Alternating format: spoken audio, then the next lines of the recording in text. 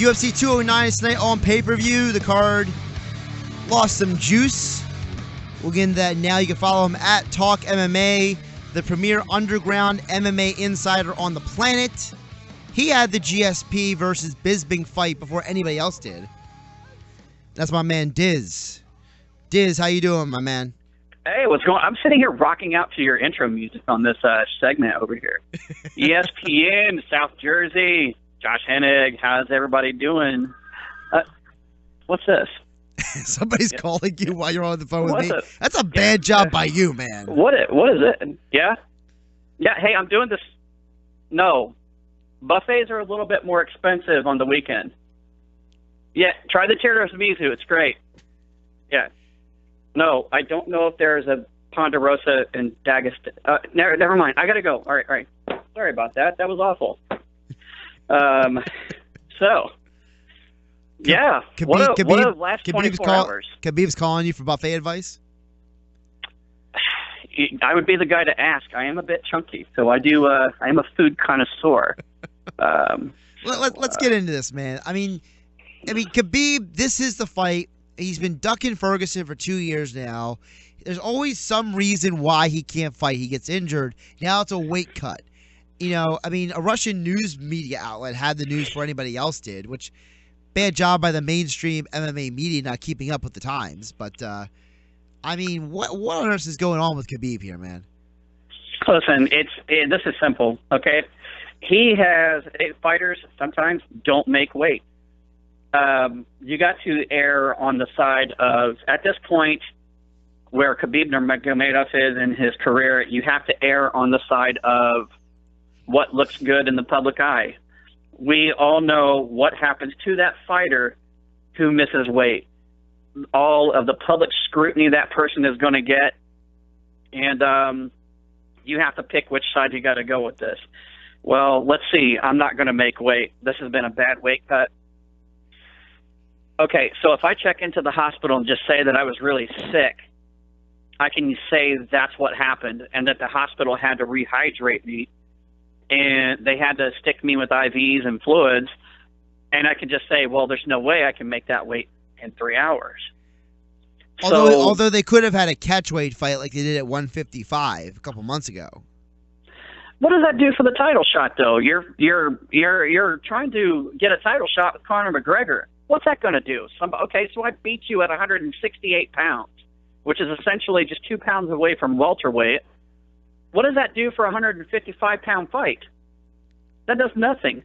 Now, given Nurmagomedov had, he's got the combat sambo experience. When he was in Kiev, he competed at 82 kilograms, or for those unknowing, that's 180 pounds. In Kiev he was 74 kilograms, which is 163 pounds, I believe. In Moscow, he was 82 kilograms, which is 180 pounds. Now, this guy has more than 20-plus fights where he has come in on weight. But now suddenly, since April last year, I believe he just took a fight late. But May 25th of 2013, he missed weight for Pat Healy. Not Pat Haley, Abel Trujillo.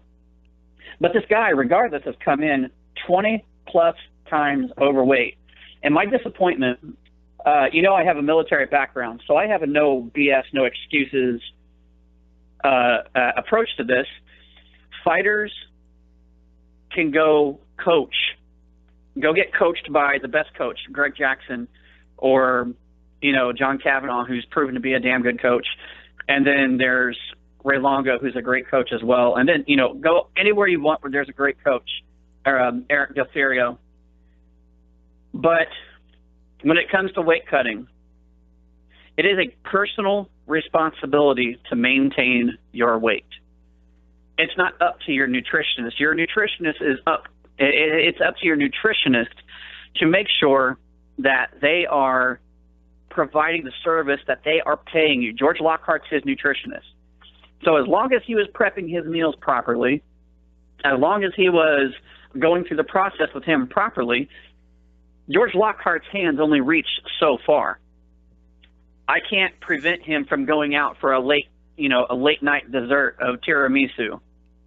Okay. Now I've had some fans tweet at me telling me that on the countdown, they saw, you could see him stuffing his face and eating dessert. Now, whether that's true, I don't know. I didn't go back and look. He was. But, okay. So if you're stuffing your face full of desserts during your camp, what are you doing? I see these pictures of fighters all the time who make weight. Hundreds of thousands of times fighters have come in on weight. Yet we have a small army of mainstream media, mixed martial arts journalists who are placating to this and even calling for Tony Ferguson and Khabib to let's just reset that match again. No, let's not. Given that it is a personal responsibility, I would go ahead and allow Tony to call out Conor. That's the fight to make right now. That is the fight to make right now. Tony Ferguson has every bit of motivation, extra added motivation and aggravation to put into another camp to face Conor McGregor. Khabib, well, I've gotten asked, what do you do with Khabib Nurmagomedov? Well, here's what I would do with Khabib Nurmagomedov. Beneil Dariush is fighting Edson Barboza. You make him fight the winner. That's the number 9 and number 5 guy. And then after he's done, if Eddie Alvarez has got a win under his belt, if he beats one of those two, you make him fight Eddie Alvarez, and then a number 1 contenders match. I have a no-tolerance policy for a guy who's supposed to be the number 1 contender somehow after coming in, beating a guy who's not in the UFC, who's not even ranked, in Daryl Horcher, and then beating number 7 Michael Johnson somehow makes you number 1 contender. The ranking systems are jacked anyway, so... But how that makes you a number 1 contender in front of Tony Ferguson, who has 9 straight wins and 6 of them by finishes, I have no idea. And I'll tell you, I talked with Tony Ferguson this week on Thursday. He was excited for this fight. He was pumped up. He told me his weight was on point. He said he'd been preparing for this fight for 2 years. He was ready to go in there and own it. He wanted to prove to the world what he is capable of. And this guy basically just pulled the rug out from under him because he's irresponsible. Right. How many times did you have to push the censor button in that interview, by the way? When I was done editing that interview, which we can't air now because there's no fight tonight, 1, 2, 3, 4, 5, 7 times. I'm surprised that seems like he was having a light day. I think he was trying to be nice, but all right, let's talk about the fight that is happening tonight. Woodley versus Thompson 2. Major contrast in styles. One guy is a striker. One guy is a wrestler who can strike. I think this fight tonight comes down to which fighter is going to keep his emotions in check. Because we've seen them both doing a lot of yip-yapping heading up to this fight. And in some ways, I'm a little worried that either someone's going to get knocked out real early or this is going to be really one-sided because you feel like one of these guys might have an adrenaline dump in the first round. I think if anybody's going to have that adrenaline dump, it's going to be Tyron Woodley. He's notorious for it.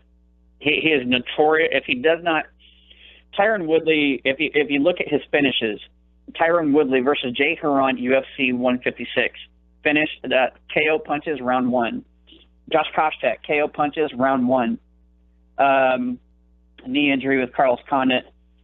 Dong Hyun Kim, the stun gun, round 1, TKO punches. Robbie Lawler, TKO, round 1.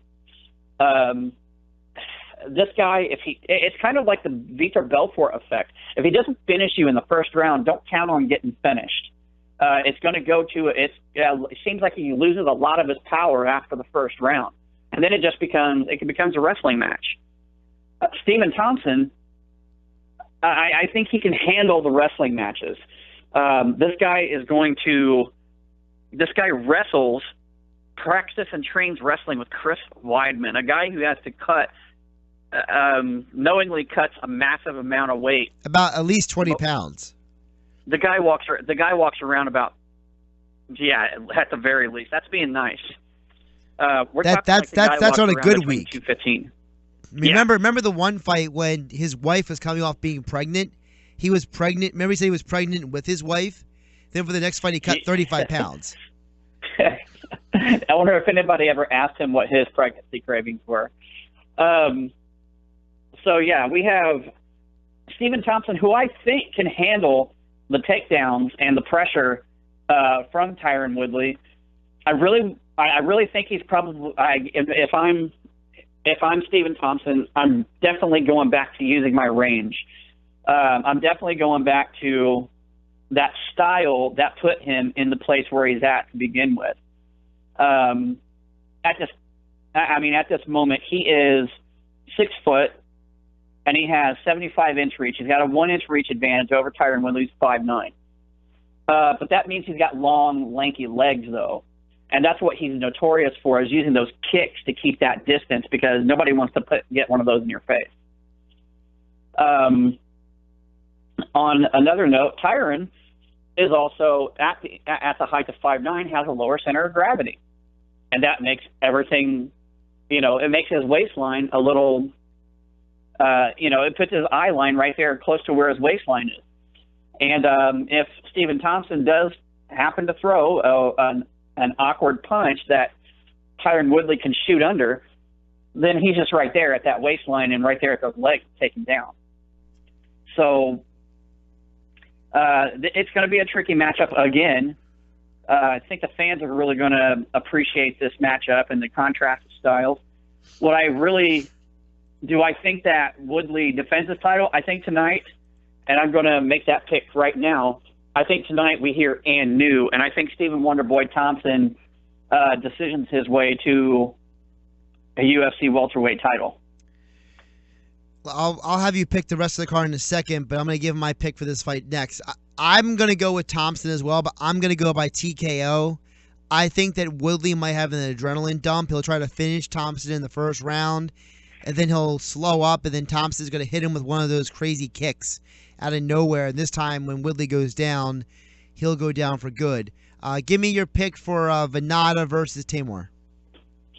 I really like this matchup. Lando Venata came in on his own when he really made a name for himself when he almost took out Ferguson.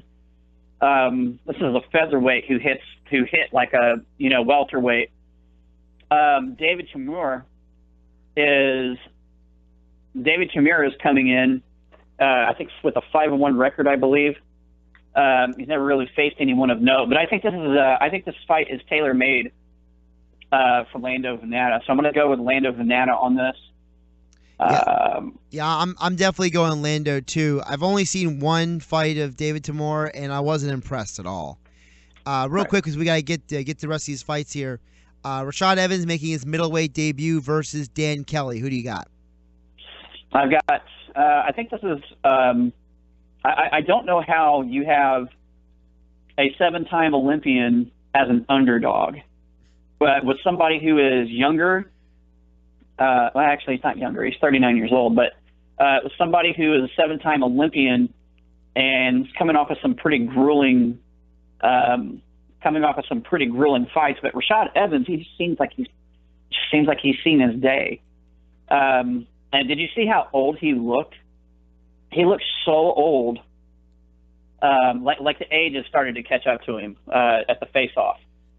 This will only be his third fight in the last 4 years. Yeah, he's 2-4 of his last 6 fights. He had a long layoff from 2013 to 2015, and since 2015 he's only fought once, and that was last April. I don't see this faring very well against Dan Kelly.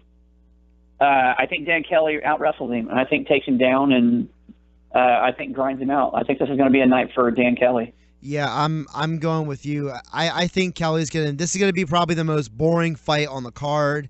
I think Kelly's just going to grind him out for 3 rounds, and Rashad's going to look bloody by the end of the fight. Amanda Cooper versus Cynthia Calvillo is the fight that got moved up to the main card. 2 young ladies who have very, very limited MMA backgrounds. Right.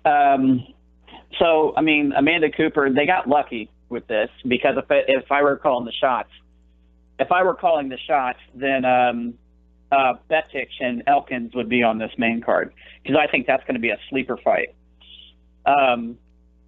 But they have limited experience. This is only Cooper's fifth fight, and for Cynthia, this is only her third fight, although she's undefeated. She came from Legacy Fighting.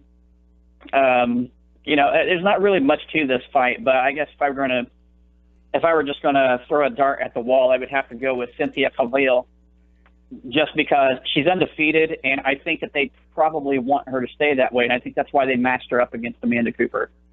Yeah, I think Cooper's going to win this fight. I've never seen Calvillo fight, but from what I understand, her background is very limited, and I think Cooper, even though she doesn't have a great fight record, she's fought higher level opponents than Calvillo has. And then the final main card fight, which I'm surprised they didn't make this the co-main event, just because of name recognition. Alistair Overeem versus Mark Hunt. Mark Hunt calling Overeem one of the cheaters. Overeem just dismissing it like he dismisses everything else. Who do you got in this fight? Somebody's going to sleep. So that's all there is to it. If Alistair Overeem doesn't get Mark Hunt in the body with one of those knees at the beginning of the fight, Mark Hunt's going to put that right hand on his chin and is going to put him out. The thing with guys like Alistair Overeem, who's 6'4", and then you look over at Mark Hunt, who's maybe 6 foot, maybe 5'10", somewhere in that area. On a good day. Yeah, on a good day, depending on if he's, what shoes he's wearing. You're looking right at Alistair Overeem's knees. And you're looking right at him. So all you have to do is just bring his leg up ever so slightly, and it's right there in the breadbasket. I'm going to say I think Mark Hunt finds his chin and puts him down. And I'm going to have to disagree with you on this one. I think Overeem is in better condition than Mark Hunt. I think Mark Hunt's been too worried about being ticked off at Lesnar for being popped than he is about this fight. I think Overeem looks really good coming into this fight, health-wise, and I think he's going to put Mark Hunt out of his misery and finally put him into retirement. And crying because he's broke after an $800,000 check that he made from that fight. Right, exactly. You can follow him at Talk MMA. His name is Dizz. He's the one who had the George St. Pierre versus Bisping news 2 months ago. So you want to follow him for all of your MMA insights.